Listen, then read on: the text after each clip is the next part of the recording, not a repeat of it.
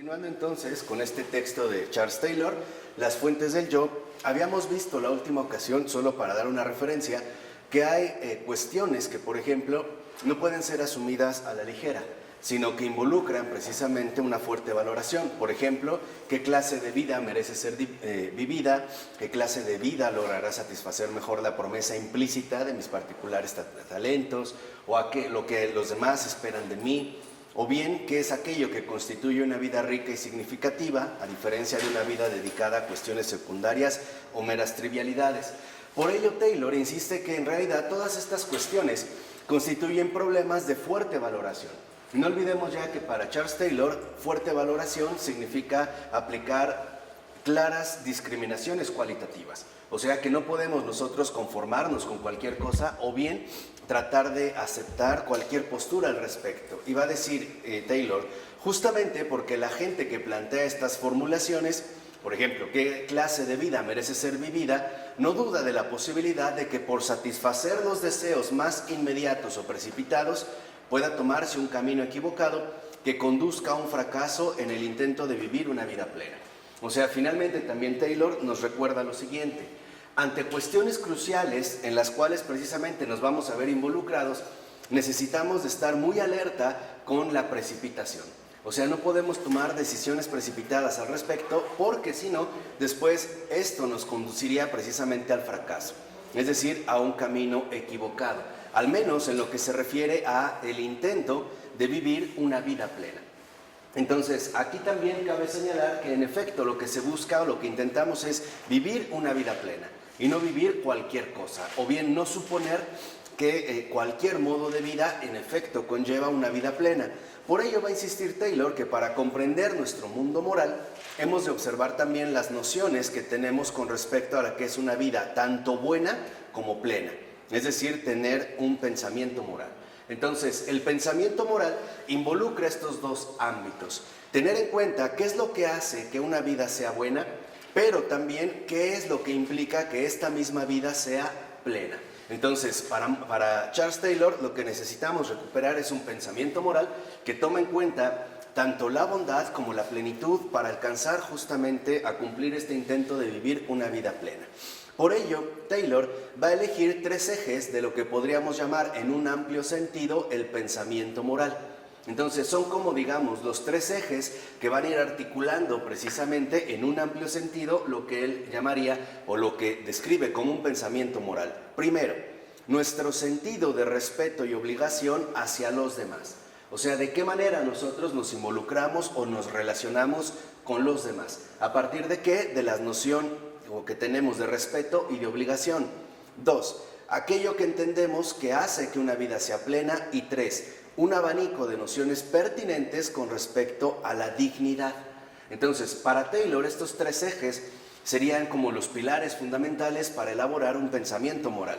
De tal manera que este último abanico de nociones hace referencia a las características por las que nos pensamos a nosotros mismos como seres merecedores o no merecedores del respeto de quienes nos rodean.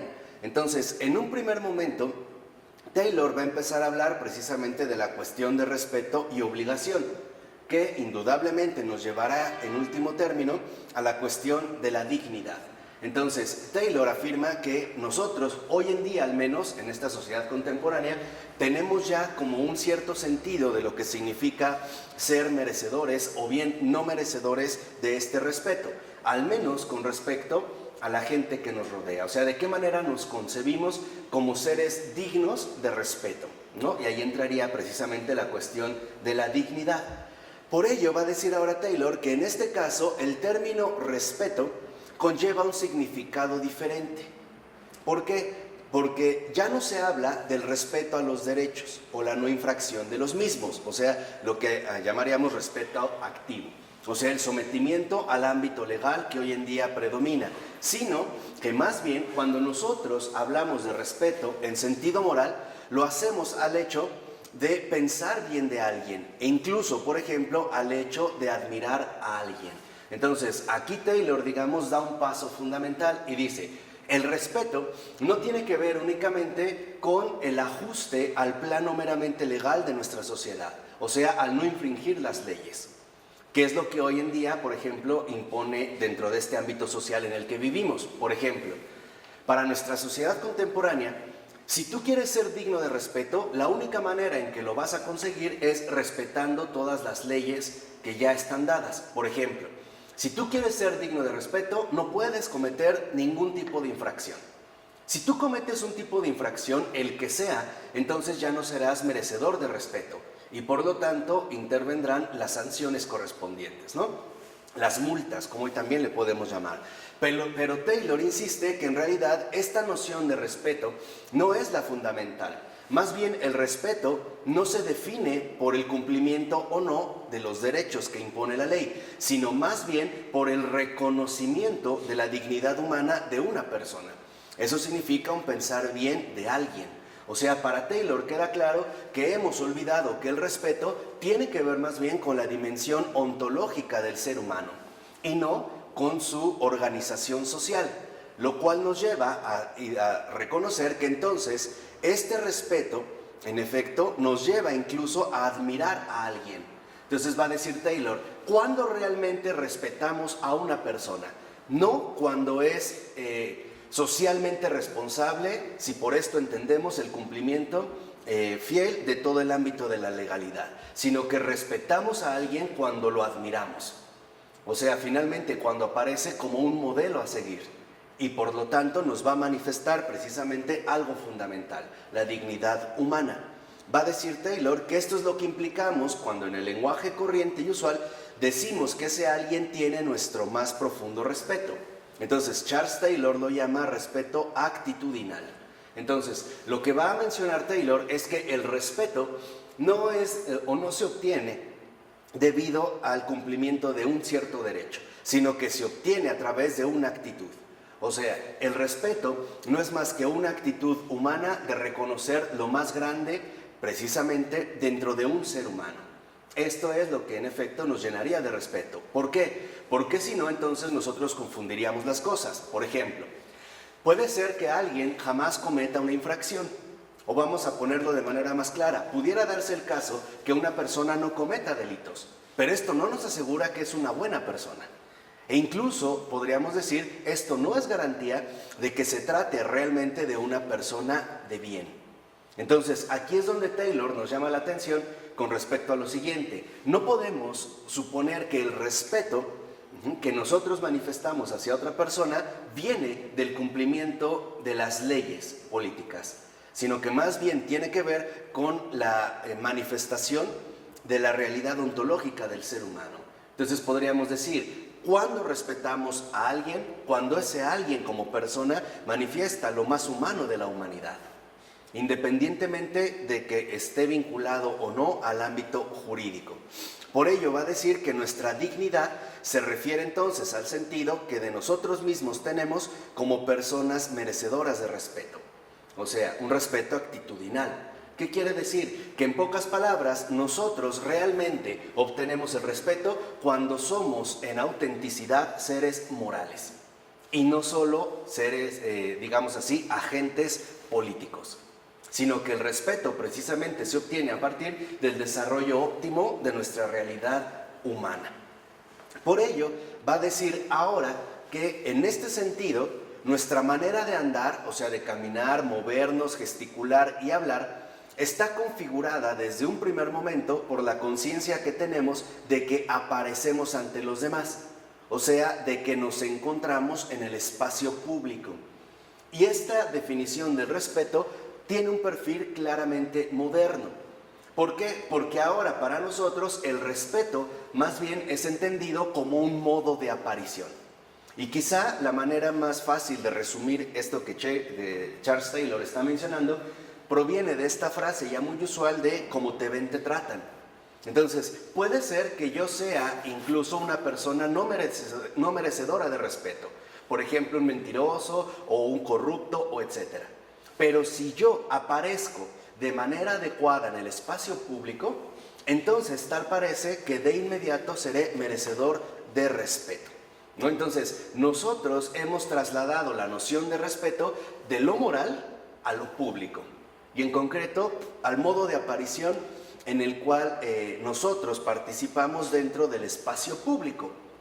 Hoy lo vemos, por ejemplo, que si una persona va a solicitar empleo o va a pedir trabajo en algún lugar, lo primero en lo que piensa es cómo tiene que ir vestido, porque este sería el primer paso para obtener el respeto, o sea, el modo de aparición en el espacio público. Pero esto ha traído también graves problemas, por ejemplo, la aparición de la falsedad. De tal manera que hoy en día es bastante común que los asaltantes, por ejemplo, de taxis, vistan bien y se hagan pasar por gentes respetables. Van de corbata, con traje, con un portafolio.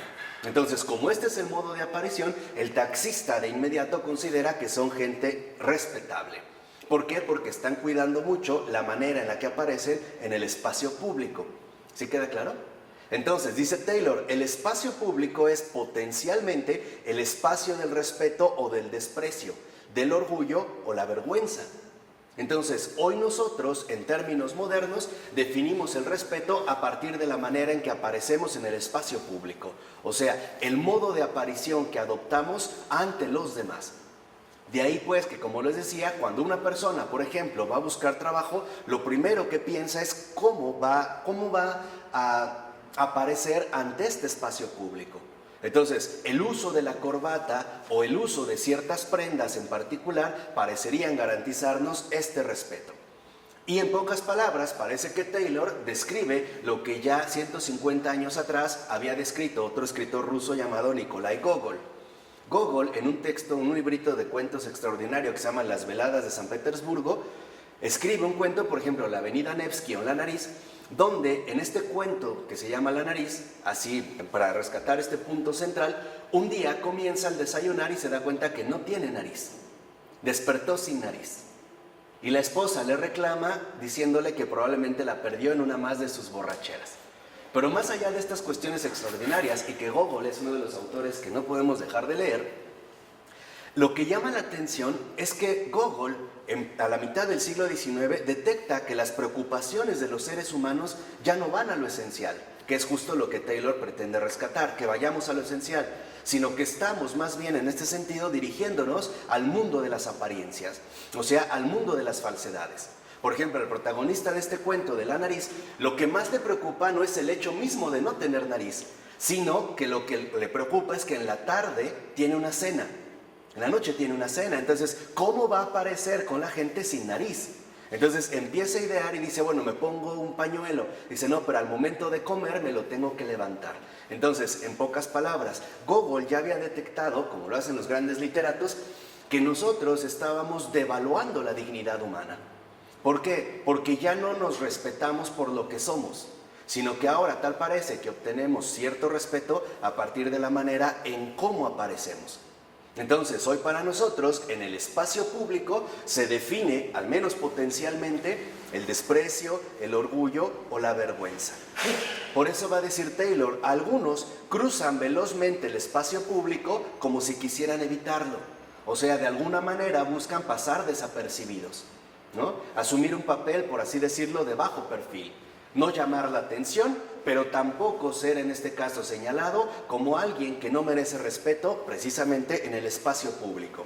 Dice, otros lo atraviesan confiando en esquivar el problema de cómo aparecen en él, transitándolo con muy serios propósitos. Por ejemplo, aquellos que dicen, bueno, a mí no me interesa tanto la manera en cómo aparezco en el espacio público, sino los propósitos serios que en este sentido yo quiero realizar. O otros, va a decir, deambulan a través del espacio público con gran seguridad, saboreando cada minuto de la travesía. O sea, aquellos que finalmente podríamos decir nosotros, ¿no? Empiezan como a adquirir una especie extraña de autoseguridad por la manera en la cual ya dominan este espacio público. Piensen, por ejemplo, en los llamados protocolos diplomáticos. Lo fundamental en los protocolos diplomáticos es la manera en la cual este espacio público se va a ir desarrollando, ¿no? La manera de los saludos e incluso la forma en la cual se tendrán que hablar o dirigir e incluso comer o beber, etcétera. Todo ello tendrá que ver con el dominio del espacio público. Un ejemplo muy sencillo. Si tomáramos a una persona de la calle y la lleváramos a comer a un restaurante de etiqueta, esta persona no encajaría en el espacio público y por lo tanto dentro de nuestra organización moderna no sería digna de respeto. Más bien, o sería digna de desprecio, los propios meseros tenderían a despreciarla, o bien sería más bien en este caso como un indicio claro de vergüenza. Pero hay otros, todavía dice Taylor, que incluso fanfarronean. ¿Por qué? Porque se pavonean muy confiados en el éxito de su presencia. Que no es otra cosa, de manera disimulada, lo que hoy también se maneja como la cuestión de la autoestima. Hoy manejamos la cuestión de la autoestima muy vinculada a la manera en la que aparecemos en el espacio público. Un ejemplo muy sencillo. Si una persona tiene algún tipo de evento que involucra el espacio público y quiere ir segura, lo primero que hará es buscar la ropa adecuada para ir a este lugar, el calzado adecuado para ir a este lugar. Una vez obtenido esto, lo siguiente es qué modales finalmente va a adoptar para el desarrollo adecuado dentro de este espacio público, comenzando por los más básicos. Por ejemplo, el uso de los cubiertos, el comer con la boca cerrada, el no eructar a la mitad de la comida, el uso de la servilleta e incluso la propia modulación de la voz. Aquí no podemos extendernos mucho, pero esto es producto precisamente de la idea de la sociedad cortesana, que Taylor desarrolla en otro de sus libros que se llaman Los imaginarios sociales modernos. ¿Cuál es la diferencia entre la cultura caballeresca y la cultura cortesana? Esto es como un paréntesis para que vean los cambios. En la cultura caballeresca, es decir, a grandes rasgos, en la cultura medieval, lo fundamental no es cómo apareces en el espacio público, sino quién eres en verdad. De tal manera que, por ejemplo, por resumirlo muy brevemente, toda la pedagogía medieval, en este sentido, está enfocada ante todo en el reconocimiento de la dignidad de la persona. Ante todo, por su honor, que es la cultura del honor, y también en este sentido, por su propia valentía, por el valor. Entonces, para los medievales, el honor y el valor son fundamentales. La muestra más clara de lo que estoy diciendo se encuentra, por ejemplo, en las llamadas leyendas de caballería, ¿no? Hay una princesa en peligro, ¿no? Está custodiada por un dragón feroz, entonces está en una torre y va un caballero. Ahora, lo fundamental es que el caballero se enfrenta en un combate contra este dragón a vida o muerte. Si vence, entonces quiere decir que este hombre es un caballero. ¿Qué significa? Que es digno de una dama. Por eso es que la princesa lo acepta, no por sus artes en el combate, sino porque ha demostrado ser un auténtico hombre, es decir, un caballero. No lo acepta por la vestidura que usa, es lo que quiero que entiendan, por la armadura, sino por lo que ha demostrado ser. En este sentido, contrariamente a lo que se piensa, los medievales son fundamentalmente ontológicos.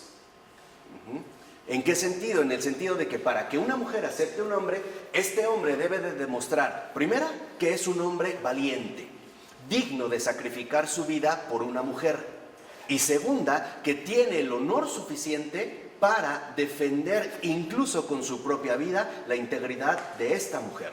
Esta era la pedagogía de los medievales. Por eso lo que veíamos es que ante una mujer, el hombre medieval hace una reverencia. ¿Cuál edad oscura? ¿Cuál edad retrógrada y no sé qué tanto y machista? ¿Cuál? Si era precisamente justo lo contrario. Machista es la de hoy, pero eso es por vivir finalmente en las tinieblas de la ignorancia. Pero ¿qué pasó? Cuando empiezan a surgir las primeras cortes europeas, siglo XVI, sobre todo siglo XVII, ¿no? Las grandes monarquías establecidas, se empieza a desarrollar, y qué bueno que ahorita lo recuerdo, ahora entiendo por qué lo leí hace poco. Entonces se empieza a establecer un nuevo tipo de arte, o sea, de técnica, una tecné.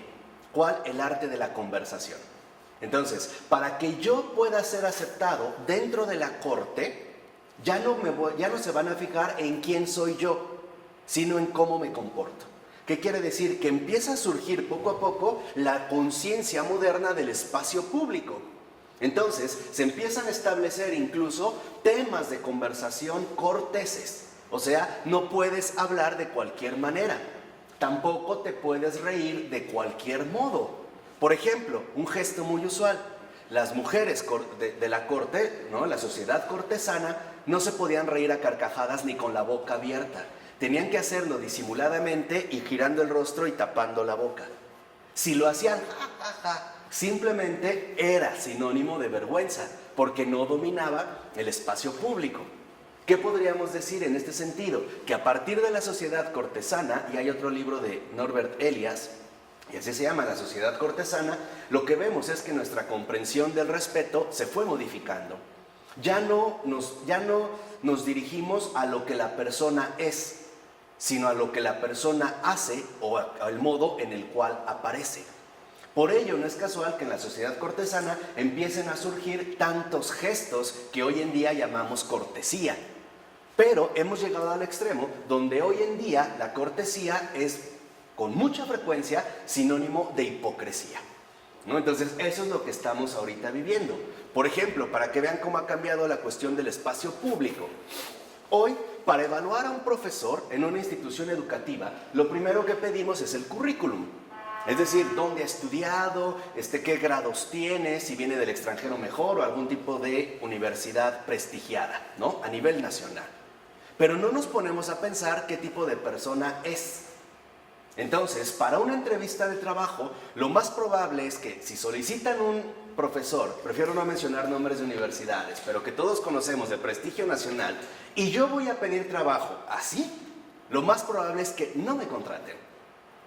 Y la respuesta no es por quien yo soy, sino porque no formo parte del juego del respeto en el espacio público.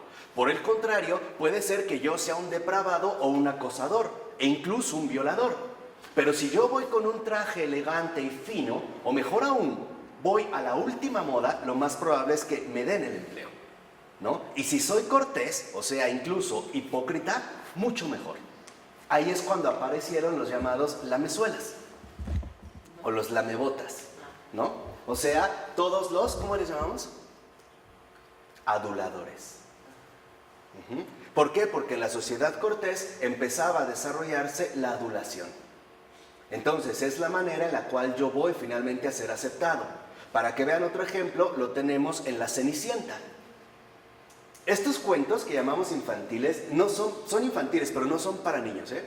Tienen una profunda crítica social. Por ejemplo, para que la Cenicienta sea aceptada en el baile, o sea, en el espacio público, necesita ir vestida de cierta manera. Si va como viste ordinariamente, o sea, como sirvienta, simple y sencillamente la mandan al carajo y le dan una patada en el trasero. Un día inténtenlo, para que vean. Intenten meter a un restaurante de prestigio o de etiqueta a un indigente. Y verán cómo ustedes también van a compartir la vergüenza que impone hoy nuestra sociedad moderna. Entonces, la Cenicienta necesita la aparición mágica de una hada madrina. El hada lo que hace es prepararla para que pueda ingresar al baile. ¿Cómo? Primera, dándole un vestido de gala. Segunda, dándole zapatillas especiales, aunque sean de cristal. Y tercera, dándole un carruaje. Y lleva chofer. Entonces, ahí es hacia donde yo quería dirigir la atención. O sea, lo que Taylor está destacando es que, en efecto, hoy nosotros, tal parece que estamos confundiendo el respeto con un simple modo de aparición. Y por lo tanto, no estamos realmente valorando la dignidad de la persona, sino que lo único que hoy en día valoramos es el modo en el cual se ve la persona en el espacio público. ¿Vamos bien? ¿Sí? Por ello, entonces, lo que vemos es, dice Taylor, ¿en qué creemos entonces que consiste nuestra dignidad? O sea, ¿en qué creemos que consiste nuestra dignidad? Por ejemplo, si yo uso tenis de tela y no de piel, ¿tengo menos dignidad? Que es lo que mucha gente, nosotros podemos decir en sentido común, no, pero la realidad es que sí pesa. Les voy a poner un ejemplo. Sí, lo que pasa es que ustedes viven en un mundo aparte. Ustedes viven en el Castilla donde fue la Cenicienta, pero la realidad es distinta. ¿Por qué? Te voy a poner ejemplos muy concretos. Si un muchacho o un niño de primaria llega con su tortita de huevo con frijoles envuelta en periódico o papel higiénico y se encuentra con su compañerito que él lleva un sándwich de jamón de pavo con queso, no sé, Gouda o manchego o qué sé yo, y envuelto en servilletita de color en su bolsita Ziploc, esto es un conflicto serio. porque lo que se pone en juego es la propia dignidad. Y eso es lo que hoy en día olvidamos, porque eso es lo que vivimos. Si otro muchacho en la secundaria, ¿no?, les dejaron un trabajo y este muchacho llega con su caja de colores Prismacolor, de 80 colores bonitos que hasta están aterciopelados, pero otro llega con su cajita de colores Blancanieves que no pintan, solo rompen las hojas, esto va a generar un conflicto de dignidad. Lo más probable es que el niño que comió su tortita de huevo con frijoles, o de plátano, o de arroz, o de guisado, de lo que pudieron comer el día anterior, en efecto va a vivir un doloroso reproche. ¿Qué quiere decir? Que este tipo de gestos van a atentar directamente contra su ¿qué? Dignidad. Entonces, lo que también Taylor está denunciando es que hoy vivimos una cultura bastante inhumana, aunque la queremos disfrazar por medio de otros mecanismos sociales de cierta aceptación. Hoy vemos cómo incluso la dignidad depende de nuestra presencia o de qué tanto logramos sobresalir dentro del espacio público. Y si somos más coherentes, entenderemos de raíz el porqué del bullying. ¿Por qué el bullying? Porque el bullying es atacar la dignidad de una persona que no encaja dentro de nuestros estándares de aceptación del espacio público. Ejemplo, si es gordo o gorda, si es moreno, si es extranjero, si no habla bien, si no viste bien, si no come bien, entonces va a ser todo el objeto, ¿no?, central de nuestro castigo o rechazo. En pocas palabras, de nuestro propio desprecio. Y esto es algo que vivimos a diario. Yo les ponía el siguiente ejemplo, bueno, fue en otro curso. Les decía, si fuéramos, por ejemplo, a un restaurante, a un restaurante, y alguien llegara con un Audi A6 superdeportivo, ¿no?, el trato que él recibiría no es el mismo que si, por ejemplo, yo llego caminando con mi novia de la mano. El trato que vamos a recibir es distinto. Entonces, la pregunta es, ¿por qué tratamos diferente? O sea, ¿por qué damos un trato distinto a las personas? Por nuestra equivocada concepción moderna con respecto a la dignidad. Por eso va a decir Taylor, ¿sí queda claro? Porque es fundamental. Acuérdense, estamos hablando con un filósofo católico, que se está yendo a la raíz de las cosas, está haciendo una labor muy seria. Entonces dice, bueno, por ejemplo, ¿en qué podríamos entonces basar la dignidad? Una, podría consistir en nuestro poder o en nuestro sentido del dominio del espacio público. Por ejemplo, hay personas que al llevar mucha vida social parece que ganan confianza en el espacio público y entonces aparecerían como más dignas de respeto, o en la noción de poder. Piensen, por ejemplo, en este sentido, ¿no?, en el narcotráfico. Los narcotraficantes aparecen en el espacio público como gente con mucho poder. Y lo vemos a través de la ostentación. Las camionetas que usan, las armas que usan, si son de oro, las cadenas, las mujeres que tienen, y todo está como exagerado, ¿no? Son camionetotas, son casotas, son pistolotas, son mujerzotas, etcétera, etcétera, etcétera. Entonces pareciera que esto de antemano ya posee dignidad, aunque sepamos que son criminales. Lo mismo con algunos políticos o dictadores, o gente en común, o bien en nuestra invulnerabilidad ante el poder. O sea, piensen en el despotismo, por ejemplo, de gente que dice ser hija de fulano o sutano, o las palancas que tiene y dice, a mí no me haces nada.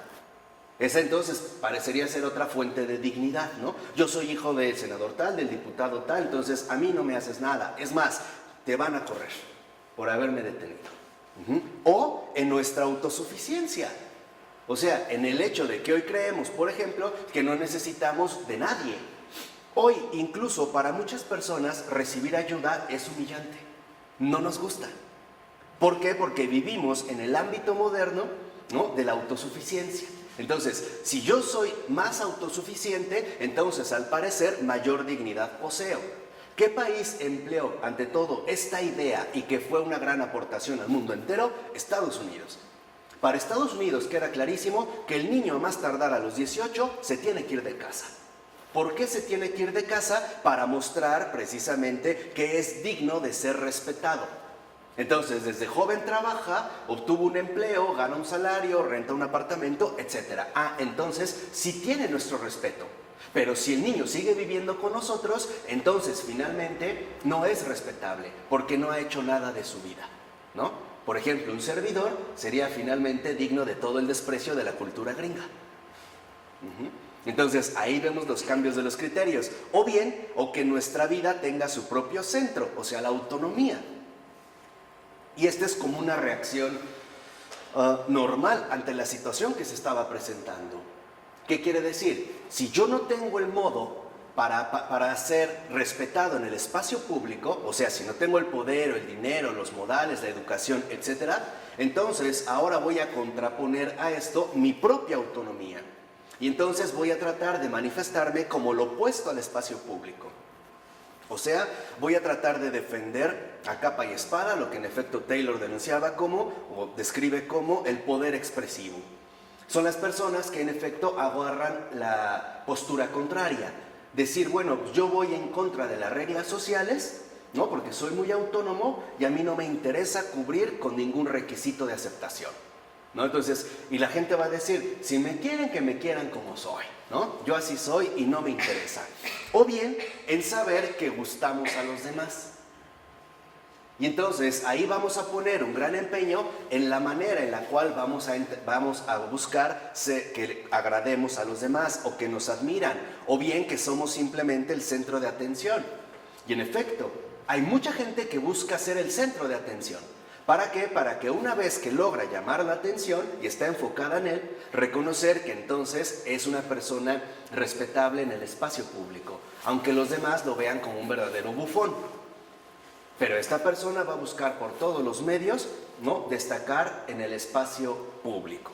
Entonces, va a decir Taylor, por ejemplo, si seguimos esta línea en la cual en términos modernos hemos definido la noción de respeto, podemos ver que el sentido que yo pueda tener de mí mismo como propietario de una especial vivienda me daría más dignidad. Por ejemplo, si yo vivo en una casa de cartón y de repente vivo en una super casa, entonces tal parece que mi dignidad se vería incrementada, ¿no? O como padre de familia. O sea, hoy también es una carga muy fuerte el reconocer que si un matrimonio no tiene hijos, aparentemente, y esa es una de las herencias del protestantismo, no tiene la misma dignidad que una familia que sí tiene hijos. O bien como poseedor de un empleo remunerado y ser sostén de quienes de mí dependen. Entonces, si un joven, por ejemplo, sale y de repente encuentra un superempleo bien remunerado, entonces tal parece que nosotros reconoceríamos y él mismo aceptaría que su dignidad se ve incrementada, ¿no? A comparación de otro que a lo mejor tiene que vender comida en la calle o jugos en la calle. Pero esto ¿de dónde viene? De la manera en la que nosotros hoy en día dependemos del espacio público. Va a decir Taylor, estos aspectos pueden ser la base de mi propio sentimiento de dignidad. Hoy en día, en lugar de hablar de mi propio sentimiento de dignidad, hablamos de autoestima. Y eso es lo que hemos olvidado.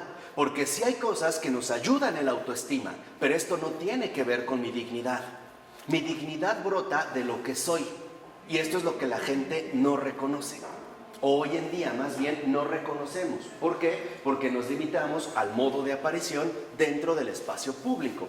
Entonces, pero dice Taylor, ok, si estos aspectos, por ejemplo, pueden elevar mi propio sentimiento de dignidad, o sea, mi autoestima, de igual manera, la ausencia de lo anterior podría resultar catastrófica y hacer añicos o pulverizar el sentimiento que tengo de mi propio valor. Habla con personas que tenían un empleo extraordinario y de repente lo perdieron, no encuentran trabajo y andan de taxistas. Verás cómo en efecto andan completamente decaídos, porque consideran que perdieron su dignidad. ¿Por qué? Porque ya no forman parte del juego social del espacio público. O al revés, incluso los divorciados. Tenía familia, se separó y tal parece que ahora le va a costar mucho trabajo por esta dinámica que hemos asumido reconocer su propia dignidad. ¿Vamos? Ahí es lo que les decía, también nos da claves para entender de fondo el bullying. Va a decir Taylor, en este caso, el sentido de la dignidad humana va entretejido con la noción moderna de la vida corriente y su fundamental importancia. O sea, en pocas palabras, hoy para nosotros la fórmula es muy sencilla. Dignidad humana es igual al modo de aparición en el espacio público. es decir, al éxito social. Entonces, ¿cuándo consideramos que una persona es digna de respeto? Cuando aparece como alguien exitoso o exitosa dentro de este ámbito social. Y esto nos lleva a entender, por ejemplo, el porqué de muchos grupos feministas por recuperar esta supuesta dignidad. Siguiendo la misma línea, no la hacen buscando el reconocimiento de su dignidad como mujeres, sino como trabajadoras emprendedoras, como personas que han sido capaces de obtener puestos laborales que antes supuestamente solo estaban reservados para los varones, etcétera, etcétera, etcétera. Entonces, quiere decir que para nosotros la dignidad humana y por lo tanto el respeto, o más bien al revés, el respeto que reconocemos en las personas y por lo tanto su dignidad depende del nivel del éxito que han alcanzado dentro precisamente del espacio público. ¿Vamos? Entonces, lo que vemos es que en efecto esto produce que un haz de cuestiones le han dado la vuelta al significado de la vida. Y han adquirido un sentido para nosotros que habría sido imposible entender en épocas anteriores. Quiere decir que esto es en realidad un fenómeno estricta y exclusivamente moderno, que es parte de lo que nosotros hoy en día vivimos. El afán que tenemos o la preocupación por el modo en el cual vamos a aparecer ante este espacio público. Dice, puede ser que los modernos pongan en duda ansiosamente si la vida tiene sentido, y que de hecho se pregunten incluso cuál sería ese sentido. Antes este cuestionamiento no se pronunciaba. O sea, hemos llegado finalmente al grado en el cual nosotros hoy incluso cuestionamos si la vida tiene o no tiene sentido. Pero este es resultado del modo en el cual hemos configurado nuestra realidad moderna. Por ejemplo, si yo por X o Y razones no pude alcanzar el éxito social y me considero un fracasado, entonces lo primero que voy a considerar es si mi vida tuvo o no tuvo sentido, recorriendo incluso al suicidio como una opción real. ¿Por qué? Porque en efecto no tengo manera de ser incluido dentro de esta respetabilidad actual. ¿Vamos? ¿Mande? Solo social. Claro, solo va a depender del reconocimiento social. Este es uno de los fuertes problemas que actualmente está atravesando Japón. Japón está atravesando una crisis económica interna. Y esto ha llevado a que los japoneses, que tenían un alto nivel económico, conozcan también la fatalidad, por ejemplo, del desempleo. Y como no tienen opciones de este desempleo, la mayoría se está suicidando. Si mal no recuerdo, en las últimas estadísticas que se mencionaron, el año pasado hubo como 3,000 suicidios, justo por esta situación. ¿Por qué? Porque saben que si no ingresan finalmente al ámbito socialmente establecido, son unos completos fracasados. Y esto significaría que su vida, en este sentido, de este modo, perdería cualquier tipo de sentido. ¿Vamos? Por eso dice Taylor, alguien en una sociedad guerrera, por ejemplo, podría preguntarse, fíjense, no si tiene sentido su vida, sino si su lista de acciones valientes satisface las promesas de su linaje, o bien, si satisface las exigencias de su puesto según la ética del guerrero. En una palabra, no se cuestionaba el sentido de su vida, se cuestionaba si está haciendo lo adecuado para cumplir con lo que él es. Entonces, el sentido de la vida no se ponía en entredicho. De ahí que, por muy extraño que le suene, en la Edad Media no había suicidios. Y esto es algo bastante importante. La Edad Media no conoció el suicidio. No en esta manera como hoy lo conocemos, en este sentido moderno. Entonces, lo que se ve es que hoy en día, en efecto, esto nos ha conducido a poner en tela de juicio el propio sentido de nuestras vidas. ¿Por qué? Porque no encontramos, digamos, el reconocimiento adecuado. Dice, la gente de una cultura religiosa frecuentemente se pregunta si es suficiente lo que requiere la piedad convencional o si, por el contrario, no estarán llamados a una vocación más pura, o sea, más dedicada. Pero nuevamente, no se cuestionan el sentido de la vida. Lo que se cuestionan, por ejemplo, en una sociedad guerrera o en una cultura religiosa es, ¿estoy haciendo lo adecuado o no? ¿Necesito mejorar o no? Pero el sentido general de sus vidas no es lo que se ve cuestionado. O sea, ¿qué quiere decir? Se busca mejorar, Pero la vida no pierde sentido, al contrario, adquiere sentido al buscar finalmente realizarnos como lo que realmente somos, ya sea creyentes o ya sea guerreros. Entonces no va, digamos, a la raíz en este sentido de la cuestión humana, sino que va más bien dirigida a la búsqueda de algo todavía mejor. En pocas palabras, mientras los modernos cuestionamos el sentido de la vida, los antiguos e incluso muchos religiosos contemporáneos, lo que cuestionamos más bien es la plenitud de lo que vivimos. Si no será más bien que requerimos algo más o mejorar algo más. ¿Qué quiere decir? Que a diferencia de los modernos, una cultura religiosa frecuentemente está más bien condicionada o motivada por una cuestión de mejoramiento, de plenitud, pero no de anulación, como hoy en día se mueve dentro de esta perspectiva moderna. Por ello, entonces, lo que vemos es que en el caso, por ejemplo, de la cuestión guerrera o de la cuestión religiosa, algunos de estos marcos de referencia tradicionales han sido desacreditados. O sea, los encontramos hoy en día como inapropiados. A pesar de que, en el caso religioso, por ejemplo, figuras sobresalientes apegadas al marco de referencia tradicional hayan fundado la mayoría de las grandes órdenes religiosas de la cristiandad. O sea, aquí Taylor nos recuerda que los grandes fundadores de órdenes religiosas de la cristiandad no es que hayan puesto en cuestión el sentido de lo que vivían, sino que más bien llevaron todavía a un mayor crecimiento lo que ellos mismos vivían. En pocas palabras, no es que hayan anulado la tradición, enriquecieron la tradición. De hecho, esta es la gran aportación de los grandes santos, ¿no? Especialmente de los grandes fundadores de órdenes religiosas, un San Benito, un San Francisco, una Santa Teresa de Jesús, un San Bernardo, un San Bruno, etcétera, etcétera, etcétera. Lo que en efecto conllevan es que nos muestran que estas figuras sobresalientes lograron dar más fruto apegándose con sinceridad a los marcos de referencia que vivían, o sea, a su propia tradición, que hoy en día los consideramos desacreditados o bien degradados. Estos marcos de referencia hoy también los consideramos degradados al estatus de una simple predilección personal, como ocurre con el espacio de la fama. O sea, hoy tal parece que para nosotros los modernos la opción de una vida religiosa no es viable.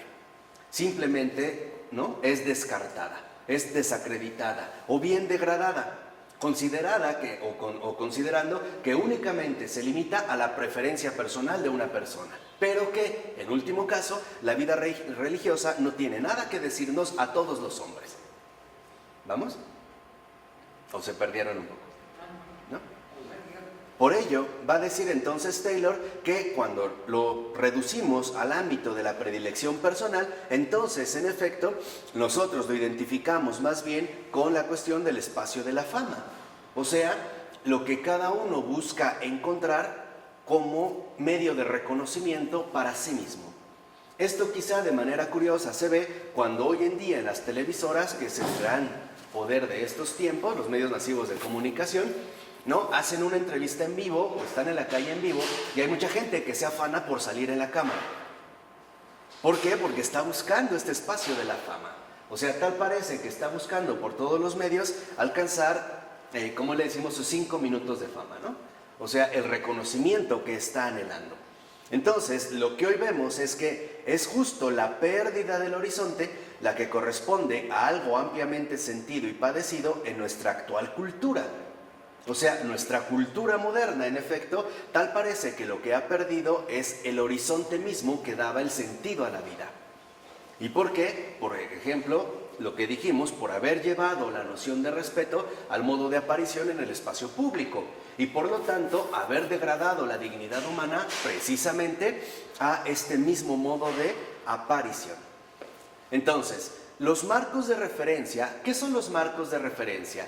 No son más que los apoyos fundamentales en los cuales basamos nuestras vidas. Esos son los marcos de referencia. Es aquello para lo cual consideramos que si perdiéramos ese marco de referencia, toda nuestra vida perdería sentido. Por ejemplo, si a un auténtico católico le hicieran renegar de su fe, simple y sencillamente sería algo inaceptable. No porque sea heroico, porque toda su vida depende de ese marco de referencia. Por eso hoy podemos ver en Siria por qué también hay tantos mártires. Porque si ellos renegaran de Cristo, perderían por completo el horizonte de sus vidas. Dicho de otra manera, su vida perdería su sentido, ¿no? Entonces, los marcos de referencia constituyen la base principal a la cual quedan remitidas las actitudes que adopta la gente. Entonces, nuestras actitudes están finalmente basadas en los marcos de referencia que hemos adoptado de una o de otra manera. Consciente o bien incluso inconscientemente. De hecho, va a decir Taylor, los marcos de referencia son el suelo firme de la moral. ¿Qué quiere decir? Que los marcos de referencia son justamente los principios que configuran toda nuestra vida. Es aquello que se muestra como la columna entera que sostiene toda nuestra vida. Esos son los marcos de referencia y por lo tanto de ahí se van a desprender las actitudes que adoptemos. Entonces va a decir, la adopción de ciertos marcos de referencia promueve la sensación incómoda de quedar situado en contra de la mayoría de sus conciudadanos. O sea, los marcos de referencia también aclaran de manera nítida cuál es la postura que mantenemos en el mundo y ante el mundo. Y esto, en efecto, muchas veces va a generar una sensación incómoda, o sea, de que no encajamos precisamente con la mayoría. De hecho, el cristiano, esto es justo lo que experimenta. Sabe bien el marco de referencia en el que vive, pero también experimenta esta sensación incómoda. No comparte ya los mismos criterios de la mayoría de sus conciudadanos y la mayoría se da cuenta y lo van a hacer notar. Por ejemplo, a través de pláticas provocativas o a través de burlas o chistes ofensivos.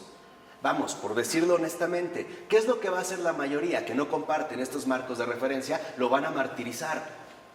No en el sentido de que lo van a lastimar. Y aquí es donde debemos entender la noción profunda del martirio contemporáneo. Lo van a martirizar en el sentido de que lo van a obligar a que dé testimonio. ¿En qué sentido va a dar testimonio? En manifestar su fidelidad, aquello que dice profesar. O bien se presenta como alguien fiel, o bien lo van a poner al descubierto como un infiel. ¿Vamos? Y este es el sentido del martirio contemporáneo que hoy vivimos, que de hecho siempre se ha dado, pero hoy en día quizá está más acentuado. Dice, otros podrían asumir esto desde el sentido pluralista de que tales marcos de referencia son puntos de vista entre muchos otros, suficientes para algunos, pero no esencialmente vinculantes para todos. O sea, hoy hay quienes asumirían la postura del relativismo. Entonces dirían, es que en realidad no necesitamos apegarnos a ninguna postura en particular. Cualquier gusto personal será suficiente. Y eso es justamente lo que promueve o lo que va a defender en este sentido el relativismo. O sea, que en lugar de mantenernos firmes en una determinada postura, seamos presa de cualquier tipo de opción, ¿no? Que es lo que yo les decía, que el relativismo finalmente nos convierte en auténticos comemierdas. ¿Por qué comemierdas? Porque el relativismo lo que nos dice es que todo está bien. Entonces yo digo, bueno, si todo está bien, entonces también está bien comer mierda. Lo mismo que estaría bien comer langosta que comer arroz que comer frijoles. O vamos a comer vómito, ¿no? Sería finalmente una opción. Incluso estaríamos dispuestos a defender que, bueno, es su gusto, ¿no? Si él así decide, pues está bien. A mí no me gusta, pero si él quiere, no hay problema, yo lo respeto. Entonces, lo que necesitamos darnos cuenta es que en nuestro mundo moderno, justamente lo que tendemos a perder de manera más radical es este suelo firme, o sea, los marcos de referencia.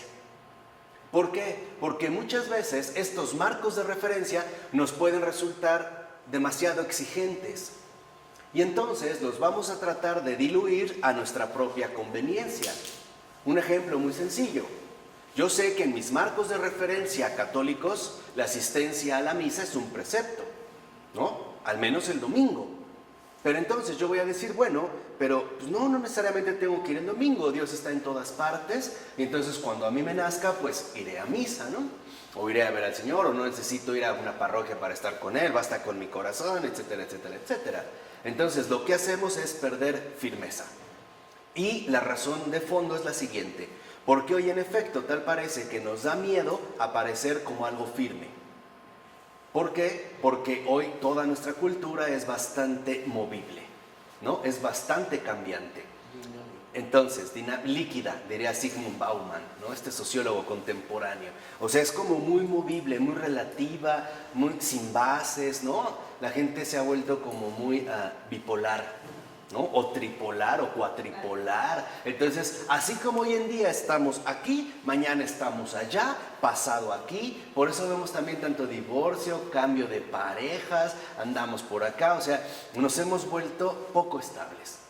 Entonces, en nuestra cultura, que es bastante inestable, alguien que aparezca con una postura firme, obviamente será tachado de intolerante, dogmático, bla, bla, bla.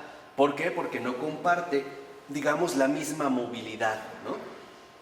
Que parece sugerirnos justamente nuestra cultura. Entonces, dice Taylor, no obstante, aún estas personas son conscientes de sus propias incertidumbres. Es decir, de cuán lejos están de ser capaces de reconocer una formulación definitiva con auténtica confianza. ¿Qué quiere decir? Que hoy incluso estas personas lo que vemos es que viven finalmente con profundas incertidumbres, porque no tienen nada firme a lo cual aferrarse, o a lo cual en este sentido agarrarse, y por lo tanto no son capaces de desarrollar con definitividad una auténtica confianza, ¿no? Esto más bien parecerá que nos dejamos arrastrar por las exigencias del momento, que de hecho venía bastante bien y es lo que hoy en día se explota de manera muy organizada con las llamadas modas, ¿no? Es como, ok, viene esta moda, entonces yo me voy por esta corriente, ¿no? Pero de repente cambió la moda o el estilo, entonces me voy por este lado y luego por este lado. O sea, finalmente como hojas secas revoloteando por donde lleven los vientos. Entonces, ¿qué es lo que pasa con el hombre moderno que ha perdido el suelo firme? No hay un suelo firme en el cual él se pueda mantener. Dice, la adhesión moral resulta entonces ser sumamente provisional, es lo que les decía. No vivimos bajo convicciones serias y profundas. Hoy, así como una persona le puede decir a otra que la ama, al rato le dice que la odia. Y así como una persona le dijo a otra, yo te voy a amar toda la vida, a los 3 días resulta que ya se le pasó. Ya no la ama, ¿no? Ya ama a otra persona, ya no se siente bien, etc. O sea, finalmente no mantenemos las posturas, o sea, no cumplimos las promesas, que era parte de la cuestión del honor. Entonces dice, bueno, resulta ser sumamente provisional y pueden verse como si en un cierto sentido estuvieran siempre buscando algo. O sea, hoy en efecto el hombre moderno tal parece que siempre está buscando algo en lo cual sostenerse.